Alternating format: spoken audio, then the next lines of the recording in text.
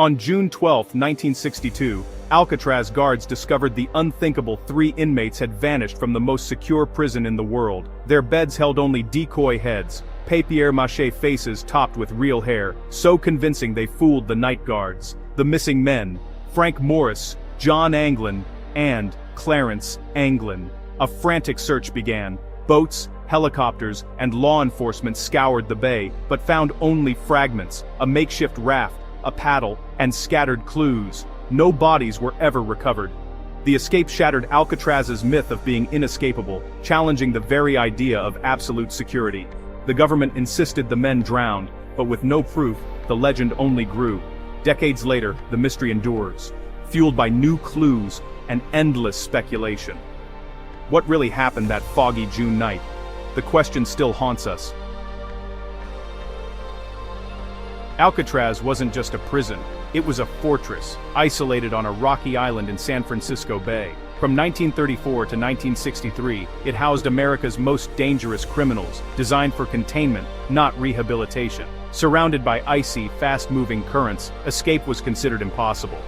Guards outnumbered inmates 3 to 1, and surveillance was constant. The monotonous routine and psychological isolation broke spirits.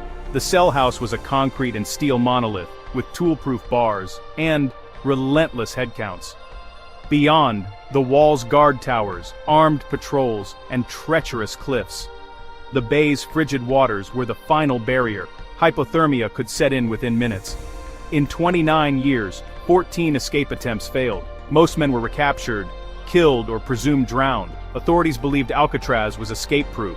But in 1962, 3 men saw the impossible as a challenge. Their audacity would test the prison's reputation forever. The legend of the Rock would never be the same. The escape was masterminded by Frank Morris, a quiet genius with a history of prison breaks. He teamed up with John and Clarence Anglin, brothers known for their loyalty and resourcefulness. The Anglins, skilled with their hands, complemented Morris's intellect. Together they formed a perfect team. Morris the planner, the Anglins the builders. Allen West, another inmate, joined the conspiracy, helping with labor and logistics. The 4 communicated in whispers, passing notes and coordinating under the guards' noses. Their bond was forged by necessity and a shared dream of freedom. Each man brought unique skills. Morris identified weaknesses, the Anglins crafted tools, West assisted in digging and concealment. They operated as a secret society, hiding in plain sight. For months they lived double lives, model inmates by day, escape architects by night. Their patience and discipline were extraordinary. The plan was as much about trust as it was about ingenuity. In the heart of America's toughest prison, they plotted the impossible.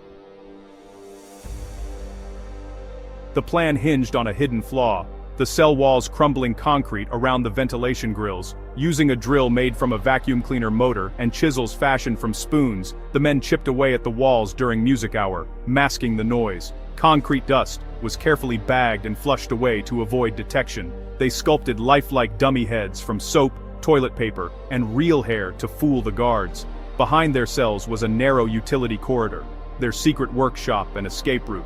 Here, they stored tools and worked on the next phase, reaching the roof. They climbed pipes to an empty space above the cell block, accessing the roof undetected. For over 6 months, this hidden world was their sanctuary. Every detail was meticulously planned. The decoys, the tools, the timing, nothing was left to chance. Inch by inch, they carved a path to freedom. The impossible was becoming reality. On June 11, 1962, thick fog cloaked Alcatraz as the escapees put their plan into action. After lockdown, they placed the dummy heads in their beds and slipped through the holes in their cells. Frank Morris and the Anglin brothers met in the utility corridor. But Allen West was trapped by hardened cement and couldn't join them. Forced to leave West behind, the trio climbed pipes to the roof, squeezed through a vent, and emerged into the cold night air. They navigated the rooftop, avoiding searchlights and guard towers. Descending a smokestack, they crossed the prison yard, hearts pounding. Their destination, the northeast shore, a blind spot near the power plant. There, they prepared for the final phase, crossing the bay. They had outsmarted the guards and overcome the prison's barriers. Now, only the water stood between them and freedom. They vanished into the fog, leaving only questions behind. The night belonged to the phantoms. Their fate was unknown. Their escape across the bay depended on a homemade raft, crafted from over 50 prison raincoats. The Anglin brothers sealed the seams with cement glue and vulcanized the rubber using steam pipes. They built a 6-by-14-foot raft and fashioned wooden paddles from scrap.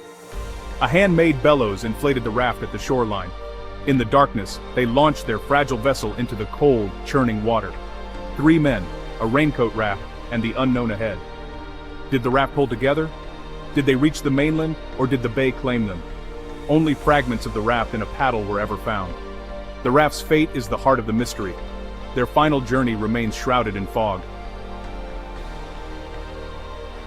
At the morning roll call, guards discovered the decoy heads and sounded the alarm. Alcatraz had been breached. The island went into lockdown as the FBI launched one of the largest manhunts in U.S. history. Coast Guard cutters and helicopters scoured the bay.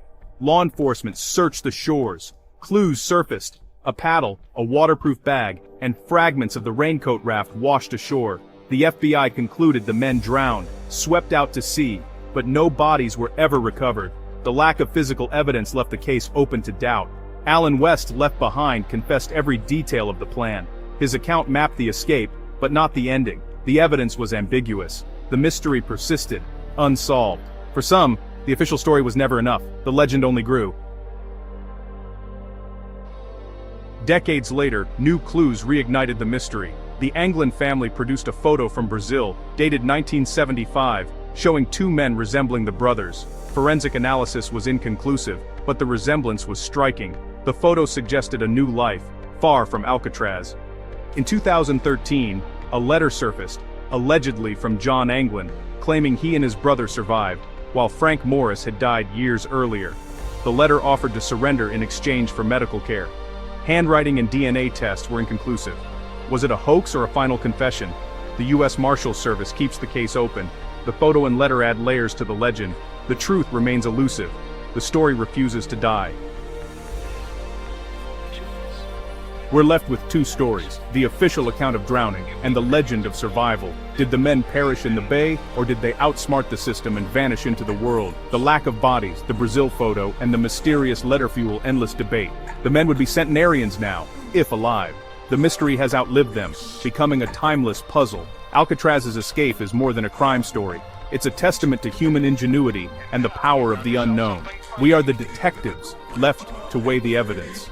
The legacy isn't about glorifying crime, but about the enduring power of a question mark. History isn't always settled. Sometimes it's a landscape of possibilities. Did they make it? The U.S. Marshals still list them as wanted men. For the world, they remain frozen in time, paddling into the fog. Their fate is a permanent American mystery. And so, the legend of Alcatraz lives on.